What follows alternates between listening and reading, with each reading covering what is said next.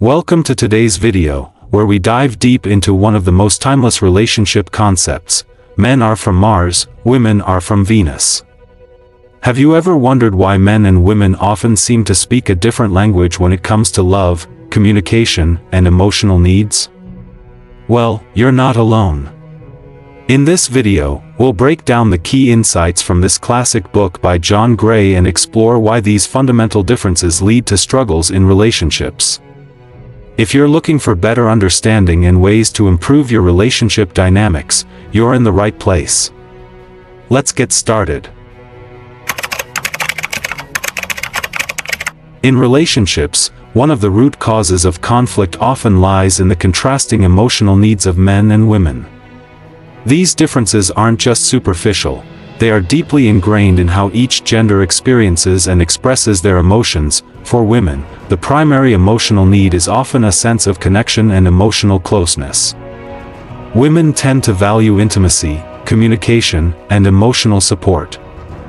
They seek validation, reassurance, and a partner who is emotionally present and engaged in conversations. When their emotional needs are unmet, they may feel abandoned or misunderstood, even when their partner is physically present. This lack of emotional fulfillment can manifest as frustration, insecurity, or emotional withdrawal, creating a sense of emotional distance that can strain the relationship. Men, on the other hand, typically need to feel respected, admired, and capable. They often place more importance on their independence and may express their love and affection through actions rather than words. Their emotional needs can be less focused on constant communication but rather on having their accomplishments and efforts acknowledged. When men feel disrespected or criticized, especially in a public setting, they may retreat or become defensive. Their emotional withdrawal can often be misinterpreted as a lack of care, leading to further misunderstandings. The failure to recognize these different needs and address them appropriately can lead to significant emotional gaps.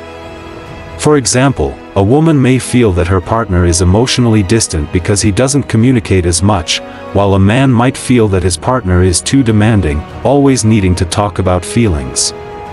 This mismatch in expectations and emotional needs is often the catalyst for frustration, resentment, and, if left unresolved, relationship breakdown. In healthy relationships, understanding and respecting each other's emotional needs is crucial. When both partners make the effort to learn about these differences and actively meet each other's emotional requirements, relationships can thrive with mutual respect and love. Communication is often considered the cornerstone of any successful relationship, but it is also where many partnerships falter. John Gray's analogy of men as Martians and women as Venusians captures the essence of how differently men and women communicate, leading to frequent misunderstandings and conflict. Martians, representing men, tend to communicate in a more direct and solution-oriented manner. When they speak, it's usually to provide information, solve problems, or express a specific idea. They are often more focused on the facts and tend to avoid emotional expression unless necessary. This style of communication can sometimes make women feel as though their feelings are being dismissed or overlooked. Women may also interpret this directness as coldness or detachment, which can cause emotional friction. Venusians, representing women, communicate differently. For women, conversations are often a way to connect emotionally, share experiences, and seek validation. They tend to express their feelings openly, seeking empathy and understanding from their partners. Women communicate to bond and to receive emotional support, rather than to solve a problem. When their partner, the Martian, does not respond with the emotional validation they expect, they may feel unheard, dismissed, or even uncared for. The misinterpretation of these communication styles can lead to significant misunderstandings. A Martian might hear a woman talking about a problem and assume she wants a solution, rather than simply needing someone to listen and empathize. Conversely, a Venusian might feel rejected when a Martian offers only practical advice instead of emotional reassurance. This disconnect can often result in conflict. A Martian feels frustrated by what seems like an emotional overload, while a Venusian feels neglected and unsupported. Recognizing and respecting these differences in communication styles is key to bridging the gap. A Martian can learn to pause and listen more attentively, offering emotional validation when needed, while a Venusian can learn to express her needs more clearly, avoiding an over-reliance on emotional cues. When couples begin to understand that their partner's communication style is rooted in different emotional needs and cultural conditioning, they can adjust their expectations, communicate more effectively, and reduce the likelihood of conflict. The goal is not to change one another but to enhance the connection by meeting the other person halfway. One of the most common areas of tension in relationships is the delicate balance between togetherness and personal space. John Gray sheds light on this dynamic by highlighting the differing ways men and women perceive and respond to the need for space and independence. For men, the desire for space is often instinctual and deeply rooted in their emotional makeup. When faced with stress or overwhelming emotions, men have a natural tendency to retreat into their cave, a metaphorical place where they can gather their thoughts, process emotions, and recharge. This withdrawal isn't a reflection of disinterest or a lack of love, rather, it's a way for men to regain their sense of control and clarity. In these moments, they may prefer silence, solitude, or engaging in solitary activities that help them regain their emotional balance. However, this need for space can often be misinterpreted by women. Women, who typically view relationships as a source of emotional closeness, may feel rejected or abandoned when their partner retreats. For many women, this withdrawal triggers feelings of insecurity or concern that the relationship is in trouble. Their emotional response is driven by a deeper need for connection and reassurance, which contrasts sharply with a man's desire for solitude during challenging times. For women, the need for space is often more about emotional autonomy than physical distance. While women appreciate the closeness of a relationship, they also need time to themselves to reflect, recharge, and maintain their own sense of identity outside of the relationship. However, when this need for independence arises, it may create tension, especially if it's not well understood by their partner. The misalignment between these needs can easily lead to feelings of frustration and misunderstanding. A man's withdrawal may be seen as an emotional abandonment by a woman, while a woman's request for time alone may feel like a rejection to her partner. If these needs are not communicated openly and effectively, the relationship can suffer from a lack of emotional closeness and increased distance between partners. To maintain a healthy relationship, both partners must recognize that the need for space is not a sign of love lost but a crucial part of emotional health. Understanding that these needs are not mutually exclusive can help reduce the tension.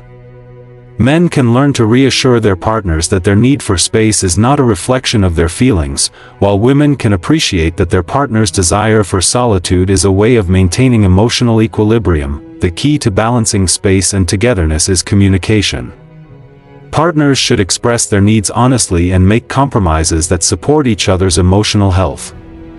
By recognizing and respecting each other's need for space, couples can cultivate a relationship where both individuals feel fulfilled, supported, and independent. In therapy, scars aren't liabilities, they're guides to your partner's inner world. These 5 hacks will help you and your partner honor each other's wounds, turning vulnerability into intimacy. Follow Alex and Sam as they discover how each scar can become a bridge to deeper connection. Hack 1. Establish a safety signal scene. In their therapist's softly lit office, Sam's jaw tightens as he recalls an argument. The therapist asks him to choose a safety signal, a gentle tap on the coffee table. That means, pause. I need emotional support. When Sam taps, Alex responds not with judgment but with, I'm here. I've got you. That simple, pre-agreed gesture rewires conflict into co-regulation. Your turn. Pick a nonverbal cue, a tap, hand on heart, or raised finger. Practice using it in low-stakes moments until it naturally registers. This is a moment for care, not blame. Hack 2. Scar spotlight exercise scene. The therapist hands Alex and Sam 2 index cards. On one side, They write a painful memory Dad left on business trips, and on the reverse, a gift it granted Alex, resilience under stress. Sam does the same. Taking turns, they read both sides aloud. Sam learns that Alex's early abandonment taught him to adapt, and Alex learns that Sam's childhood silences forged his calm steadiness. What began as confession becomes celebration. Your turn, each partner writes one wound/gift card. Read them aloud weekly, building appreciation for how past pain shaped your strengths. Hack 3, Role Reversal Dialogue Scene. Alex and Sam sit facing each other. The therapist guides them. Alex, speak as if you're Sam describing your own pain. Sam, then speak as Alex. Hesitant at first, they stumble through awkward phrasing, until Alex says in Sam's voice, "I withdrew because I was terrified you'd judge me." Sam replies in Alex's voice, "I lashed out because I felt invisible." Hearing their own fears spoken back, they gain fresh empathy. Your turn, in a calm moment, spend 5 minutes each, playing the other. You don't need perfect words, just the intention to see the world through their eyes. Hack 4, Body-Anchored Validation Scene. Sam closes his eyes as the therapist guides a brief body scan. When he settles on the tight spot in his chest, the therapist asks Alex to place a hand there and simply hold space. No words, just presence. Words often fail under stress. Touch speaks directly to the nervous system. Alex's steady warmth tells Sam, "Your pain matters to me." Your turn, next time your partner expresses hurt, big or small, place a hand on their shoulder or back. Breathe together for 10 seconds before speaking. Hack 5, Create a healing artifact scene. At home, Alex and Sam gather small objects, stones, feathers, an old concert ticket. They assign each item to a wound they've discussed in therapy and paint or label it with the lesson they've learned. Alex affixes the word openness to a shell that symbolizes surfacing childhood fears. Sam labels a smooth pebble, strength in stillness. They display the artifacts on a shared shelf, a tangible reminder that beauty can rise from brokenness. Your turn, collect 2 or 3 small mementos. Together, assign each one a wound/gift pairing. Place them somewhere you'll see daily, and let them anchor your ongoing gratitude, putting it into practice. 1. Agree on your safety signal and use it faithfully. 2. Spotlight one wound and its gift each week. 3. Try role reversal for 5 minutes during a low-stress moment. 4. Offer body-anchored validation the next time your partner feels hurt. 5. Craft your healing artifacts and display them where you live together. In these simple therapy-inspired hacks, every scar becomes a testament to survival and a doorway to compassion.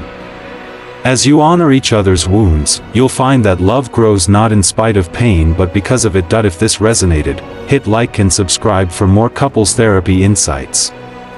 In the comments, share which hack you'll try first, and let's celebrate the beauty in our shared scars.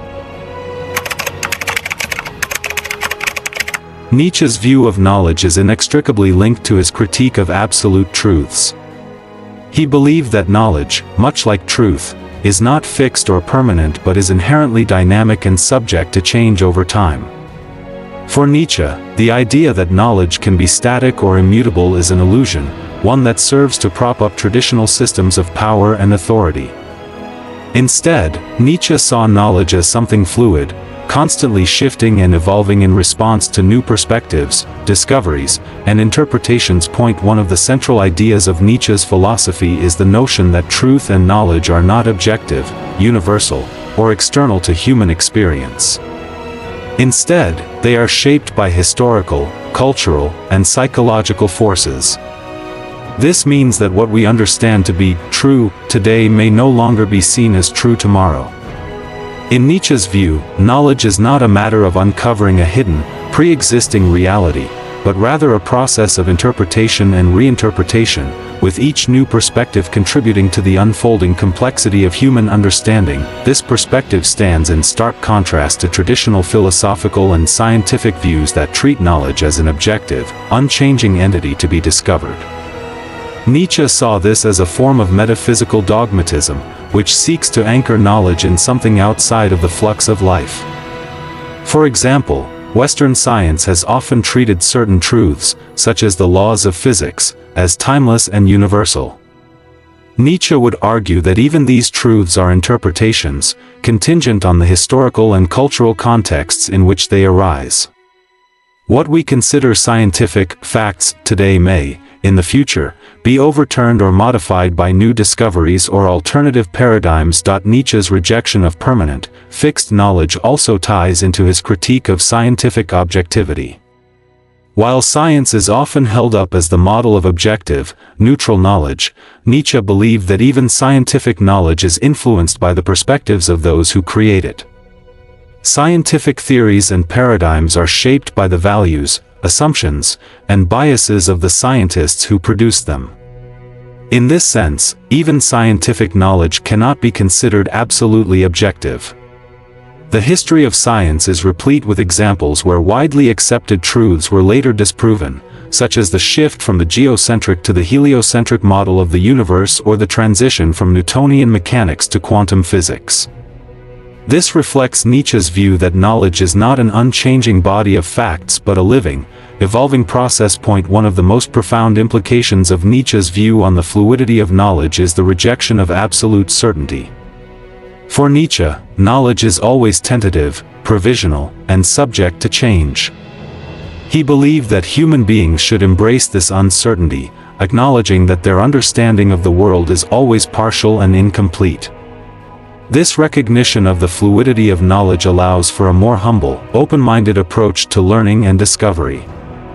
Instead of clinging to fixed truths or rigid doctrines, individuals are encouraged to remain open to new interpretations and insights that may challenge or expand their current understanding. Furthermore, Nietzsche's view of knowledge as fluid is intimately connected to his concept of the will to power. The will to power is not just about physical dominance or control over others. It is also about the drive to shape one's own reality, to create meaning, and to influence the world according to one's own values. In the context of knowledge, the will to power manifests in the way individuals and societies assert their interpretations of reality and impose them on others. Knowledge is thus not a neutral or passive phenomenon but an active process of shaping and reshaping the world through the lens of individual and collective will. The more a person engages with this process, the more they can contribute to the dynamic development of knowledge. Nietzsche's fluidity of knowledge also has implications for historical understanding. He believed that history itself is subject to interpretation, and that what we consider historical facts are always colored by the perspective of those who write them. History is not a straightforward account of events but a narrative shaped by the biases and values of the historian. Nietzsche's famous idea of the eternal return, the cyclical nature of time and the repetition of events, serves as a metaphor for this understanding of history. Just as knowledge is constantly revisited and reinterpreted, so too is history continuously rewritten, with new insights and perspectives reshaping our understanding of the past. This understanding of knowledge as fluid and relational has a profound impact on fields like ethics, politics, and art. In ethics, for example, Nietzsche's rejection of fixed moral truths means that moral values must be seen as contingent and open to reinterpretation. Instead of relying on universal moral codes, individuals are tasked with creating their own values based on their experiences, desires, and circumstances. This approach encourages greater personal freedom and the exploration of new ways of being, rather than conforming to inherited systems of morality that may no longer be relevant. In politics, Nietzsche's view of the fluidity of knowledge challenges the idea that political ideologies or systems can ever provide definitive, unchanging solutions to social problems. Political structures and ideas are, like knowledge, shaped by historical and cultural forces, and they too are subject to change as new perspectives emerge. Nietzsche's thought encourages us to recognize the temporary and contingent nature of all political systems and to be open to the possibility of change and evolution in response to new challenges. In art, Nietzsche's emphasis on the fluidity of knowledge and interpretation opens the door for creative freedom. Just as knowledge and truth are not fixed, art too can be seen as an evolving form of expression, with no definitive or objective interpretation. Art is a space where meaning is continually constructed and deconstructed, allowing for a multiplicity of viewpoints and experiences to coexist. Nietzsche's idea of the artist-philosopher suggests that creativity is not just about producing works of beauty but about challenging existing norms, pushing the boundaries of thought, and offering new ways of experiencing the world. In summary, Nietzsche's fluidity of knowledge challenges the conventional understanding of knowledge as something stable, fixed, and universal. It encourages a dynamic, ever-evolving engagement with truth, one that is open to new perspectives, reinterpretations, and discoveries. By acknowledging the provisional and subjective nature of knowledge, Nietzsche opens up a space for greater freedom in how we understand the world and how we engage with the ongoing process of learning, meaning-making, and self-overcoming. Nietzsche's rejection of absolute truths is intricately tied to his critique of traditional morality. For Nietzsche, morality is not a universal, unchanging set of laws handed down by divine or objective forces.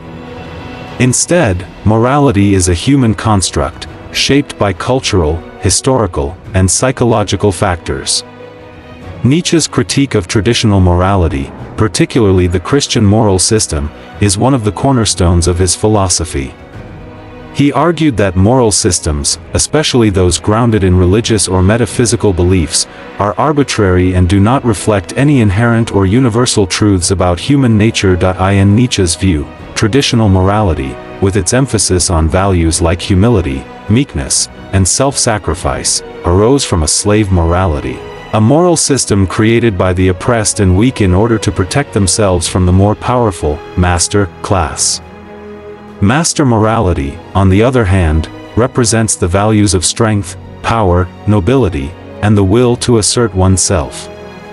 Nietzsche believed that the Christian moral system, which became dominant in the West, was a slave morality that glorified weakness, suffering, and submission, while devaluing strength, vitality, and personal ambition. This master-slave morality framework reflects Nietzsche's broader view that moral values are not objectively true but are shaped by power dynamics and societal structures. According to Nietzsche, the master morality was the product of a small, powerful elite that created values to justify their dominance and to glorify their qualities, such as courage, vitality, and assertiveness. In contrast, the slave morality developed among the weaker, oppressed classes. It was born out of a resentment of the master's strength and power, and it advocated for values that elevated meekness, humility, and submission, often as a way to cope with their powerlessness. This resentment, Nietzsche believed, led to the creation of an entire moral system that celebrated suffering and weakness as virtues while condemning the characteristics that the ruling class upheld as good. One of Nietzsche's key critiques of traditional morality is its otherworldly focus, especially in Christianity. Nietzsche saw Christianity's focus on the afterlife as a denial of life and vitality in the present. Christian morality, with its emphasis on the pursuit of virtue for the sake of eternal salvation, encouraged people to reject worldly pleasures and aspirations in favor of a future that may or may not ever arrive. In Nietzsche's words, Christianity promoted a life-denying morality that was antagonistic to the affirmation of life itself. In his Zarathustra and other works, Nietzsche famously challenges the idea of self-denial and asceticism, urging people to embrace life, passion, and vitality as values in themselves, rather than waiting for some abstract reward in the afterlife. Nietzsche